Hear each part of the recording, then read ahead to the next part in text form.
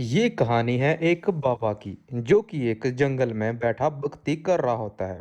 वहीं पे उसके पास एक शेर आ जाता है और बाबा के ऊपर दहाड़ने लगता है।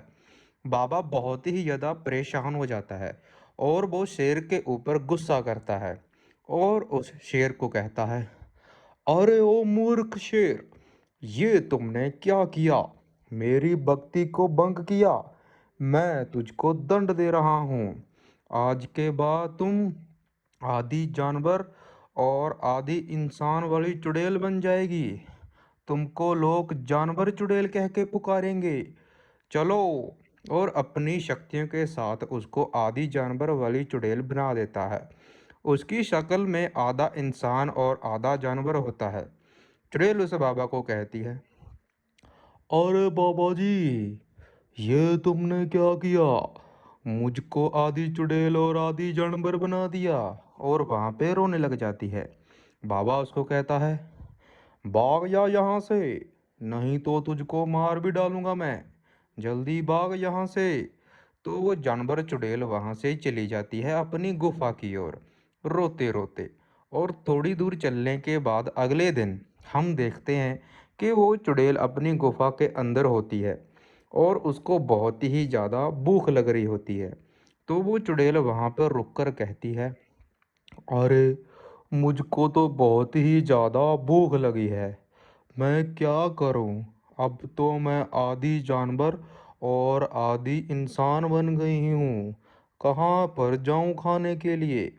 तो वो सोचती है कि पास में एक गांव है, क्यों ना वहां चला जाए। तो चुड़ैल कहती है, पास के गांव में जाकर देखती हूँ, शायद कुछ खाने को मिल जाए।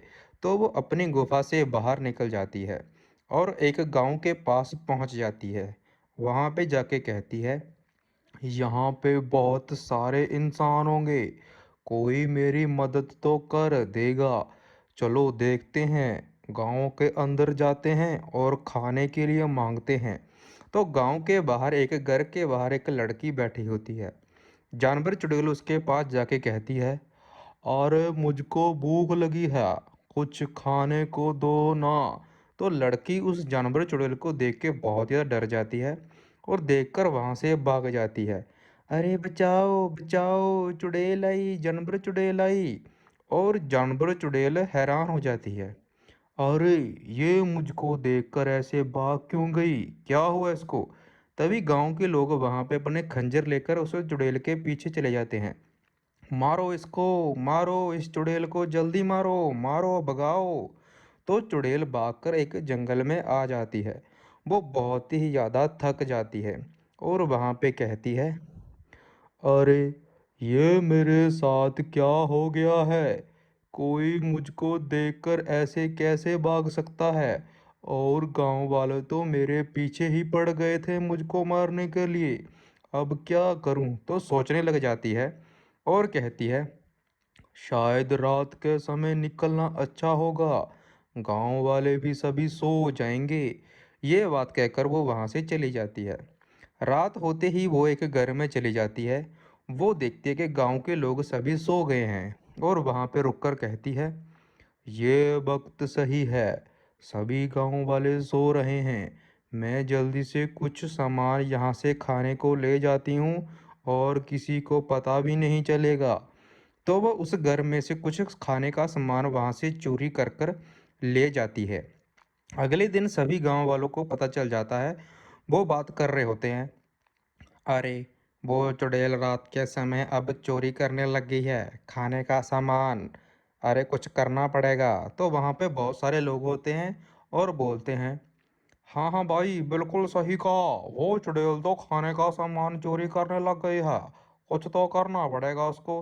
तहाँ पे एक लड़की खड़ी होती है और कहती है, वो चुड़ैल रात के समय आती है, अगर हम रात के समय उसको पकड़ेंगे तो सही रहेगा। तो एक लड़का होता है, वो कहता है, बिल्कुल सही कहा। रात के समय आज हम उसको पकड़ लेंगे। रात के समय हम छिपकर उसको देखेंगे और पकड़ लेंगे। और जब रात होती है तो गांव के लोग छुपकर एक पेड़ के नीचे बैठ जाते हैं। तो वहीं पे वो चुड़ैल आ जाती है। चुड़ैल आकर कहती है, लगता है गांव के लोग सभी सो गए हैं। जल्दी से किसी के घर में जाती हूँ और थोड़ा खाने का सामान उठाकर यहाँ से जल्दी चली जाती हूँ, कहीं मेरे को कोई देख ना ले। ये बात कहकर वो गांव की तरफ बढ़ती रहती है और उस चुड़ैल को जाता हुआ देखकर गांव के लोग वहां पे उठ जाते हैं और उस चुड़ैल के पीछे जाने के लिए तैयारी करने लगते हैं। अरे जल्दी चलो, वो चुड़ैल गांव के अंदर चली गई है। चलो, आज तो उसको पकड़ेंगे। जल्दी चलो, जल्दी। और भागकर उस चुड़ैल के पीछे चले जाते हैं। वो चुड़ैल एक घर में से सामान चोरी कर कर वापस जाने की तैयारी कर रही होती है। वो देखती है कि आगे से गांव वाले खंजर लेकर उसके पास आ रहे हैं और गांव के लोग उसके पास पहुंच जाते हैं और उसको कहते हैं, अरे ओ चुड़ैल, कहाँ भाग रही है सामान चोरी कर कर? ऐसे तो नहीं चलेगा।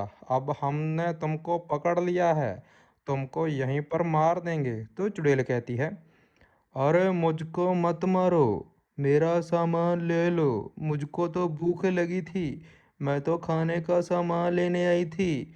तो गांव के लोग बाकी कहते हैं, ऐसे कैसे ले जाएगी तू सामान?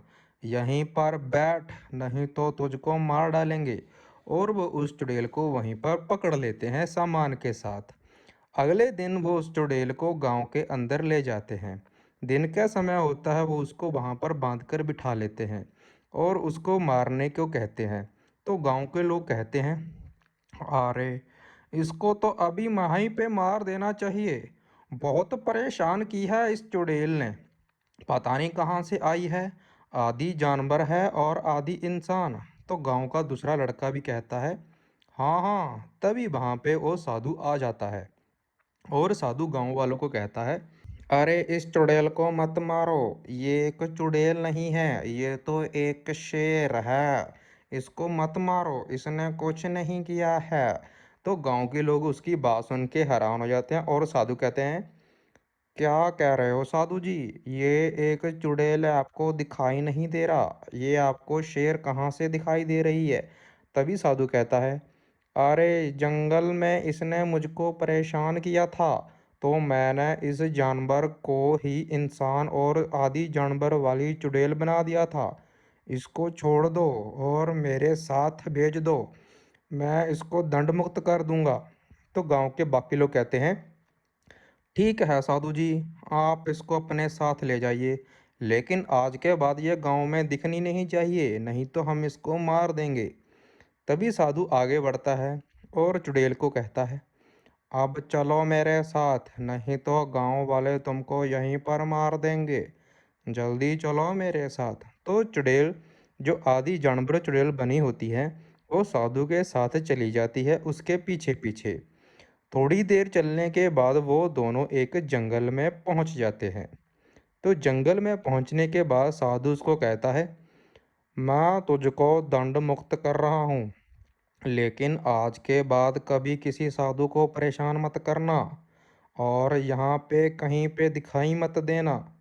तो चुड़ैल कहती है, ठीक है साधु जी, मैं आज के बाद किसी को परेशान नहीं करूँगी और यहाँ से चली जाऊँगी। मुझको फिर से जानवर बना दीजिए। तो साधु कहता है, मैं तुझको अपनी शक्तियों से फिर से शेर बना रहा हूँ और आज के बाद यहीं पे दिखाई मत देना। तभी साधु अपनी शक्तियाँ से उसको फिर से शेर बना देता है और उसको कहता है, ठीक है, अब मैं यहाँ से चलता हूँ और तुम भी ये जंगल और गांव छोड़कर चले जाओ। और ये कहानी यहीं पे ख़त्म होती है।